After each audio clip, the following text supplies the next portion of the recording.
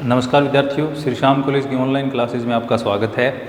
इस क्लास में हम बीए बीएड फोर्थ ईयर के लिए भूगोलिक चिंतन का इतिहास पढ़ रहे हैं, जिसका ये 54वां भाग है। इसमें हम अरब भूगोलवेताओं का योगदान पढ़ रहे थे।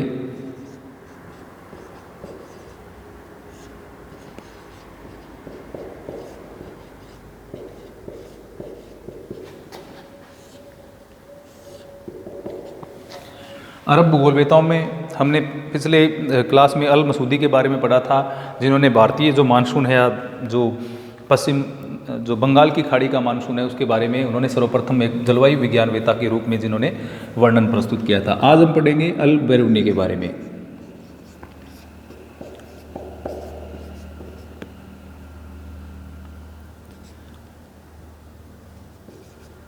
इनका नाम अल बैरूनी और अल बरूनी दोनों देखने को मिल सकता है।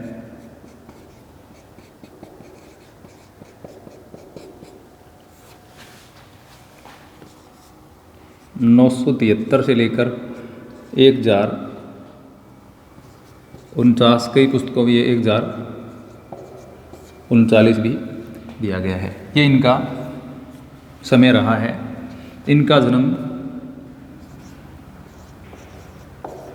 उज़्बेकिस्तान के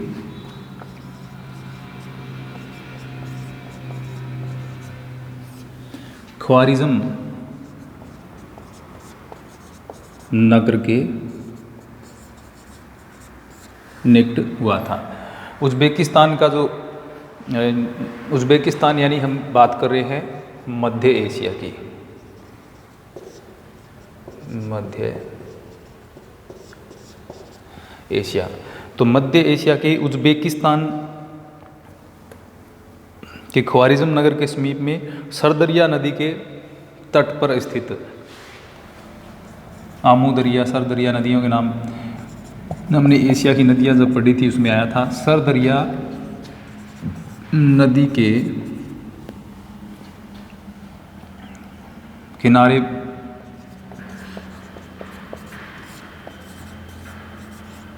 बीरुन नामक स्थान पर इनका जन्म हुआ था। उज़्बेकिस्तान के ख्वारिज़म नगर के निकट बीरुन नामक स्थान पर सरदरिया नदी के तट पर इनका जन्म हुआ था। इनके बचपन का नाम या इनका पूरा नाम कहें तो अबुल रहमान मोहम्मद अल बैरूनी, अबुल रहमान मोहम्मद अल बरूनी इनका पूरा नाम था। कई जगह अबुल रहमान की जगह अबू रिहान भी अपने को देखने को मिल सकता है। ये यहाँ से उज़्बेकिस्तान से गजनी आए थे और गजनी आकर के इन्होंने जो महमूद गजनवी है उनके साथ में भारत की यात्रा भी इनके द्वारा की गई थी। उज़्बेकिस्तान से कहाँ पर किए गए? गजनी, और गजनी से इन्होंने भारत की यात्रा की थी और भारत के बारे में इन्होंने बहुत सारी जानकारियां हैं वो अपनी पुस्तकों में दी थी, जो हम आगे देखेंगे। तो ये एक जो ख्वारिज़म जो है उस समय एक शैक्षिक नगर के रूप में प्रसिद्ध था। तो इनकी जो शिक्षा है यहीं से प्रारंभ हुई, शैक्षिक नगर के रूप में प्रसिद्ध। तो ख्वारिज़म नगर जो है उस समय एक शैक्षिक नगरी के रूप में प्रसिद्ध था। जैसे वर्तमान में बहुत सारे, जैसे कोट्टा है, शैक्षिक नगर के रूप में प्रसिद्ध है, तो ख्वारिज़म उस समय में एक शैक्षिक नगर के रूप में प्रसिद्ध था। तो यहाँ से भारत इनकी जो प्रारंभिक शिक्षा है वो ख्वारिज़म से पूर्ण हुई थी। अब ये मध्ययुगीन जो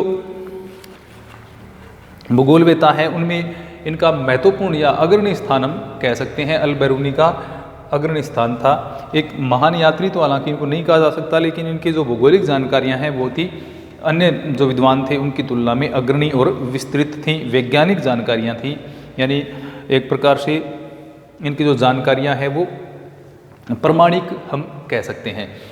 इन्होंने एस एम अली के अनुसार लगभग 13 छोटी बड़ी पुस्तकें इनके द्वारा लिखी गई थी। S.M. अली के अनुसार लगभग 113 पुस्तकें इन्होंने लिखी। इसके अलावा भारतीय जो संस्कृत के महान ग्रंथ जो कि चिकित्सा से संबंधी या अन्य विधाओं से संबंधित थे, उनका अरबी भाषा में इनके द्वारा अनुवाद भी किया गया था। अनेक पुस्तकों का इन्होंने, जो भारतीय दर्शन से संबंधित थी, जो भारतीय पुस्तकें थीं, उनका इन्होंने अनुवाद किया था। तो ये धर्म दर्शन, गणित, ज्योतिष, इतिहास, औषधि विज्ञान, इनके जो क्षेत्र यानी इन क्षेत्रों में इन्होंने शिक्षा प्राप्त की थी।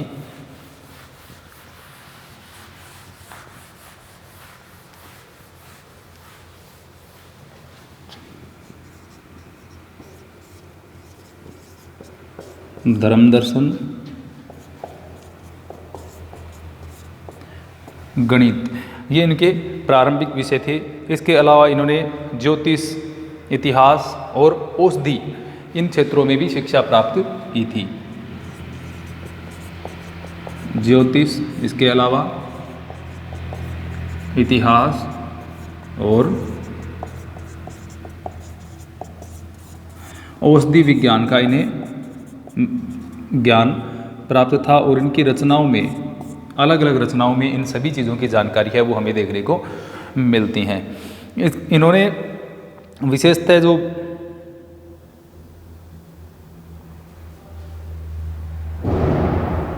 अलग अलग क्षेत्रों में हम इनके योगदान को देखें, पहले हम अलग अलग क्षेत्रों में इनके योगदान को देखते हैं, जैसे खगोल में, गणित में, चिकित्सा में इनका किस प्रकार से योगदान रहा। इसके बाद हम इनकी मुख्य जो पुस्तकें हैं उनके बारे में जानकारियाँ प्राप्त करेंगे, कौन कौन सी पुस्तकों में इन्होंने क्या क्या जानकारियाँ प्रदान की थी। अब इनके द्वारा खगोल विज्ञान में किस प्रकार से योगदान किया गया। पहले नंबर 1, खगोल विज्ञान। खगोल विज्ञान में जैसे टोलेमी की महत्वपूर्ण पुस्तक रही है अल्माजास्ट, टोलेमी की जो अल्माजास्ट पुस्तक है उसी के समान इन्होंने खगोल विज्ञान की एक पुस्तक लिखी थी, कानून अल मसूदी। अल कानून अल मसूदी, इसका नाम देखने को मिल सकता है। अल्माजास्ट के समान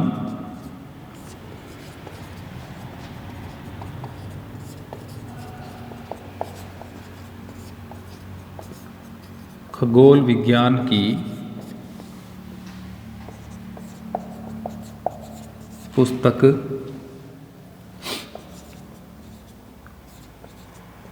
कानून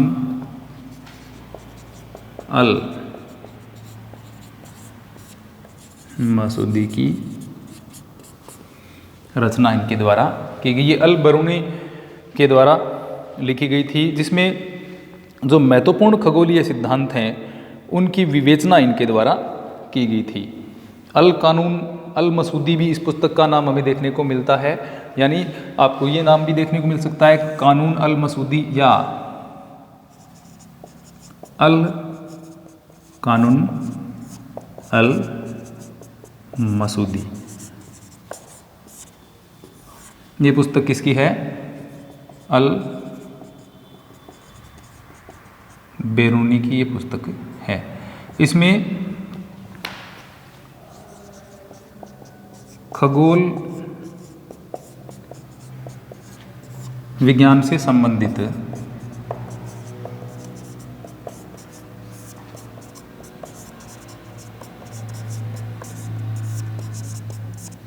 सिद्धांतों का प्रतिपादन इनके द्वारा किया गया है। जैसे कि हम जानते हैं, प्राचीन यूनानी है या रोमन है, अरब विद्वानों ने पृथ्वी को ब्रह्मांड के केंद्र में माना था, तो इसी प्रकार इन्होंने भी केंद्र में माना, लेकिन इनके द्वारा जो विवेचनाएं की गई वो अन्य जो विद्वान हैं उनसे कुछ हट करके और उनसे कुछ अलग थी। जैसे इसमें सूर्य और चंद्रमा का विस्तृत वर्णन इस पुस्तक में इनके द्वारा किया गया है। खगोल विज्ञान से संबंधित सिद्धांतों के साथ साथ में सूर्य एवं चंद्रमा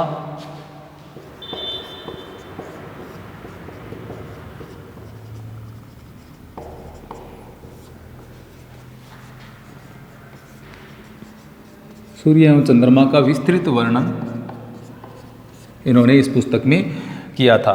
सूर्य एवं चंद्रमा का विस्तृत वर्णन किया गया। इसके अलावा इससे पहले जो धारणा प्रचलित थी, तारों को आँखों के लिए या उन तारों को देखना अशुभ कुछ विद्वानों के अनुसार माना गया था। जैसे अरस्तु की धारणा थी कि तारे हैं वो आँखों को हानि पहुँचाते हैं, दुर्भाग्य और दुख के लिए ये उत्तरदायी हैं। अरस्तु की ऐसी मान्यता थी। उसी मान्यता का इनके द्वारा यानी अल-बरूनी के द्वारा ये खंडन किया गया था। अरस्तु की मान्यता था कि तारे हैं वो आँखों के लिए नुकसानदायक होते हैं, दुख और दुर्भाग्य के ये प्रतीक होते हैं, लेकिन जो अल-बरूनी है उन्होंने इस मान्यता का खंडन किया था। इसके अलावा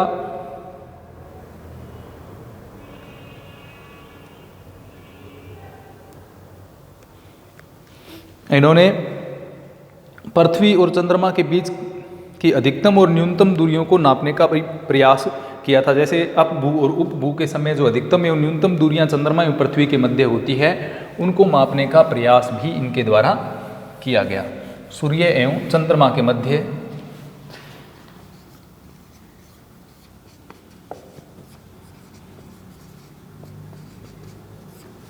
पृथ्वी एवं चंद्रमा, पृथ्वी एवं चंद्रमा के मध्य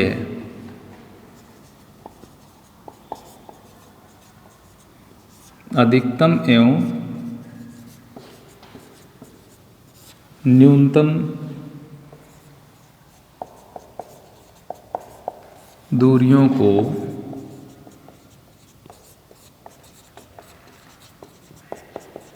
मापने का प्रयास किया।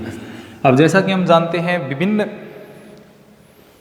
स्थितियों में सूर्य एवं चंद्रमा, जो पृथ्वी एवं चंद्रमा के बीच की दूरियां हैं वो घटती एवं बढ़ती रहती हैं, जिसको अपभू या उपभू के नाम से जाना जाता है। दूर होगा अपभू, नज़दीक होगा उपभू, इस तरह से क्या है ये अलग अलग नाम दिए गए हैं दूरी के अनुसार। उसी प्रकार इन्होंने चंद्रमा एवं पृथ्वी के बीच की जो दूरी है उसको मापने का प्रयास भी इनके द्वारा किया गया। न्यूनतम एवं अधिकतम दूरियों को मापने के प्रयास इनके द्वारा किए गए। इन्होंने यह भी बताया कि ज्वार की अधिकतम और न्यूनतम ऊंचाई है वो चंद्रमा की जो अवस्थाएं हैं उसके ऊपर निर्भर करती है। इनके अनुसार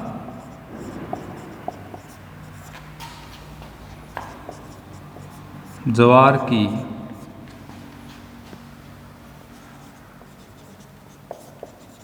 अधिकतम एवं न्यूनतम ऊंचाई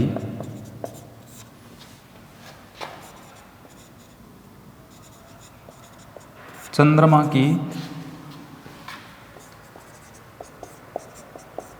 स्थितियों अर्थात कलाओं पर निर्भर करती हैं। जैसा कि हम जानते हैं, सूर्य एवं चंद्रमा की स्थिति के अनुसार ही जो पृथ्वी एवं चंद्रमा की जो स्थितियां होती हैं, सूर्य पृथ्वी एवं चंद्रमा की स्थिति के अनुसार ज्वारों का नियंत्रण होता है। अब जब ज्वार ये प्रभाव चंद्रमा का ज़्यादा होता है, इसी कारण क्या, जब चंद्रमा की अलग अलग स्थितियों के अनुसार, चंद्रमा की अलग अलग कलाओं के अनुसार ज्वार की ऊंचाई है वो बनती है। जिस प्रकार अधिकतम ऊंचाई के ज्वार है वो अमावस्या एवं पूर्णिमा को आते हैं, तो इसी प्रकार से क्या जो चंद्रमा की जो कलाएं हैं जो बदलती रहेंगी उसके अनुसार क्या ज्वार की ऊंचाई है वो इनके ऊपर ही निर्भर करती है। अब इसके अलावा इन्होंने जो अरब युग है उसको इस विचारधारा की ओर आकर्षित किया कि पृथ्वी सूर्य के चारों ओर घूम रही है।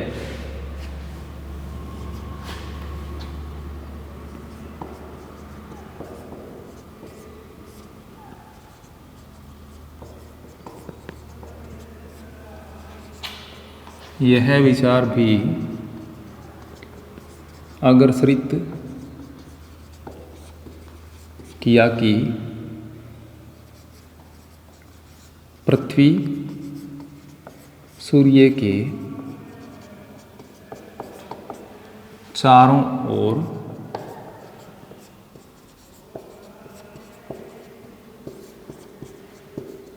घूम रही है। यानी एक नवीन विचार इनके द्वारा ये दिया गया। इससे पहले हम जानते हैं कि पृथ्वी को ब्रह्मांड के केंद्र में माना गया। केंद्र में मानते हुए ये भी बताया गया कि जो जितने भी ग्रह हैं, जिसमें जैसे अल मसूदी ने तो ग्रहों में सूर्य को भी सम्मिलित किया है, तो उसी प्रकार से उन्होंने क्या माना कि ये सभी पृथ्वी के चारों ओर चक्कर काटते हैं। तो इस प्रकार से इनकी अलग अलग जानकारियाँ हैं वो प्रदान की गई।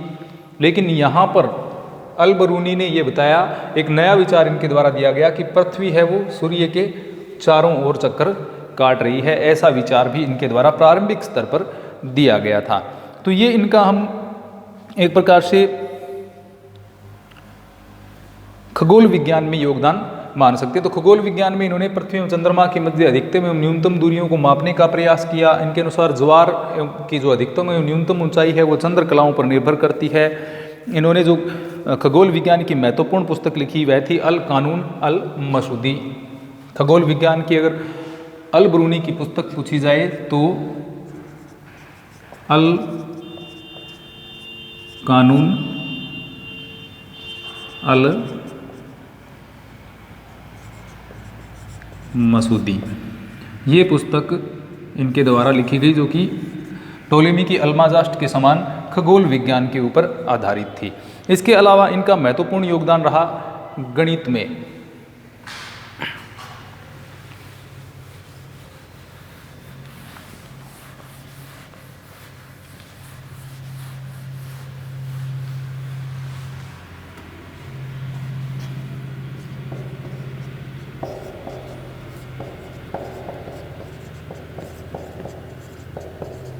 गणित में और गणितीय भूगोल में भी इनका योगदान रहा। एक तो इन्होंने ज्यामितीय और अंक गणित पर इनका क्या है, पूर्ण अधिकार था। बीज गणित के भी ये विशेषज्ञ माने जाते थे। बीज गणित के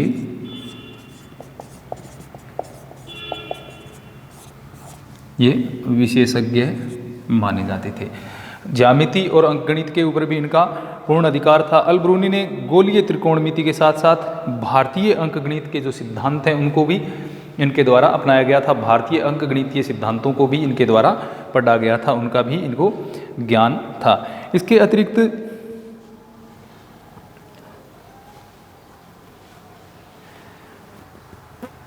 पर्वतों की स्थिति के आधार पर इन्होंने पृथ्वी की परिधि की गणना का प्रयास भी किया था।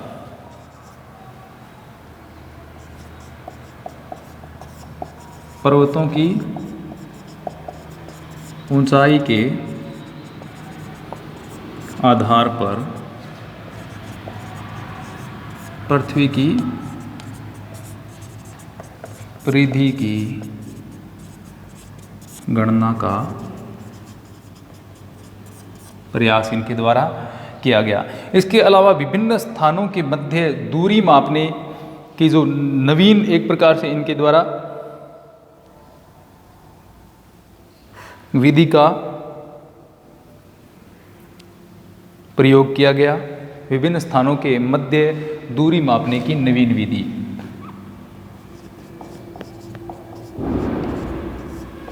विभिन्न स्थानों के मध्य दूरी मापने की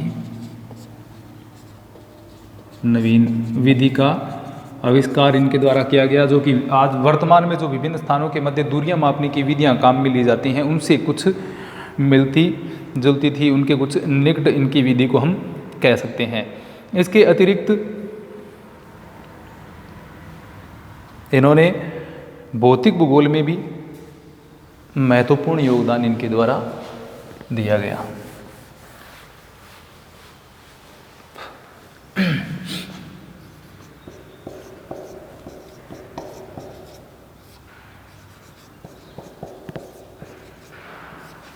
भौतिक भूगोल में योगदान। भौतिक भूगोल में विशेषतः भूआकृतियों के संदर्भ में इनका ज्ञान अग्रणी था। भूआकृति विज्ञान में और जीवाश्म विज्ञान में अल बरूनी ने महत्वपूर्ण कार्य इनके द्वारा अल बरूनी के द्वारा किए गए थे। विभिन्न प्रकार के जो चट्टानों में जीवाश्म पाए जाते हैं उनके बारे में और भूआकृति विज्ञान में किस प्रकार से भूआकृतियों का निर्माण किस क्षेत्र में हो रहा है इसके बारे में भी इनको महत्वपूर्ण जानकारियां हैं उपलब्ध थी। इन्होंने एशिया और जो बाढ़ क्षेत्रों के भी इनके द्वारा वर्णन किया गया था, यानी नदियों के उद्गम स्थल और बाढ़ क्षेत्रों का वर्णन इनके द्वारा किया गया। नदियों के उद्गम तथा बाढ़ क्षेत्रों का वर्णन। इसके अतिरिक्त विशेषतः सिंधु नदी के उद्गम स्थल की जानकारी इनके द्वारा प्रदान की गई। सिंधु नदी के उद्गम के बारे में भी इन्होंने अपनी रचनाओं में जानकारी प्रदान की है। सिंधु नदी का उद्गम किस क्षेत्र से हो रहा है, इसका वर्णन भी इनके द्वारा किया गया था।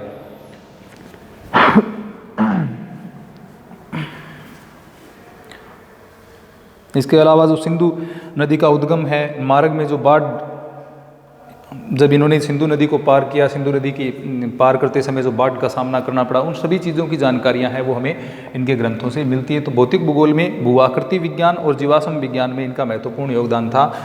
यानी भौतिक भूगोल की योगदान की बात करें तो विशेषतः भू-आकृति विज्ञान यानी जियोमॉर्फोलॉजी में इनका विशेष योगदान। इनकी अलग अलग पुस्तकें जो हैं उनके माध्यम से हम देखेंगे कौन कौन सी पुस्तक में किन चीज़ों के बारे में जानकारियाँ प्रदान की गई। एक बार सामान्य सी जानकारियाँ, जैसे आगे इन्होंने प्रादेशिक भूगोल में भी इनका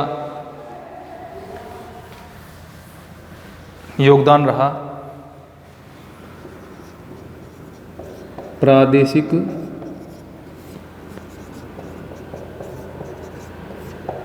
भूगोल, प्रादेशिक भूगोल में इन्होंने एशिया, अफ्रीका और यूरोप के बहुत सारे जो प्रदेश थे उनके बारे में भौगोलिक जानकारियां हैं वो इनके द्वारा प्रदान की गई। इन 3 महाद्वीपों विशेषतः एशिया, अफ्रीका और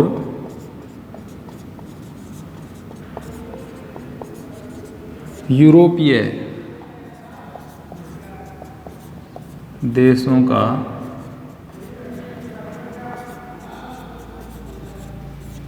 भौगोलिक वर्णन इनके द्वारा किया गया। प्रादेशिक भूगोल में एशिया, अफ्रीका और यूरोप के विभिन्न देशों की भौगोलिक जानकारियां हैं वो इनके द्वारा प्रदान की गई थी। इसके अतिरिक्त इनका औषधि विज्ञान में भी महत्वपूर्ण योगदान था। इन्होंने औषधि विज्ञान के ऊपर एक पुस्तक भी लिखी। इसके अलावा वनस्पतियों, पशुओं और खनिजों से किस प्रकार से दवाइयाँ बनाई जा सकती हैं पशुओं के लिए और मनुष्य के लिए, उनके बारे में भी इन्होंने जानकारियाँ प्रदान की थी। इसके अलावा प्रादेशिक भूगोल के अलावा औषधि विज्ञान में भी इनका योगदान था। किस प्रकार से दवाइयाँ बनाई जा सकती हैं खनिजों के माध्यम से, उस बारे में भी इनकी जानकारियाँ हैं वो हमें इनकी पुस्तकों से देखने को मिलती है। अब इनकी पुस्तकों में कौन कौन से इनकी महत्वपूर्ण पुस्तकें हैं और उनमें किन किन क्षेत्रों के बारे में, किन विषयों के बारे में जानकारियाँ दी गई हैं वो हम अगले अध्याय में पढ़ेंगे। धन्यवाद।